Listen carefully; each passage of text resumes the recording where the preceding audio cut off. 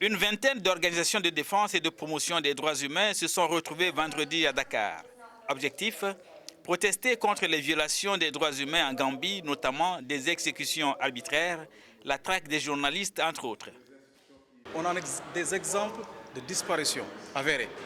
De disparition. C'est le cas du journaliste Ibrahima Mané. Il y a un journaliste tué, des journalistes tués. Mais ceux qui sont vivants sont toujours attirés devant la justice, harcelés, menacés par la police secrète. Il est urgent de mettre un terme à ce régime de terreur. Et c'est la raison pour laquelle nous avons lancé un appel aux Nations Unies pour qu'elles exercent la pression sur le régime de Yahya Jammeh pour le respect des principes de l'état de droit. D'autres estiment que l'État sénégalais, voisin direct du président gambien, doit revoir ses rapports avec ce dernier.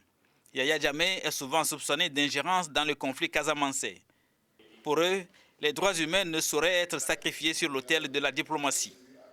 Aujourd'hui, il prétend détenir la clé de la solution de la question casamançaise et en contrepartie, naturellement, le Sénégal donc fermerait non seulement les yeux sur les violations graves qui se passent actuellement en Gambie, mais ferait en sorte que cette opposition, cette supposée opposition gambienne qui est au Sénégal soit réduite au silence. Ces défenseurs des droits humains ont également demandé la délocalisation du siège de la Commission africaine des droits de l'homme et des peuples, de même que l'École africaine de formation en droits humains.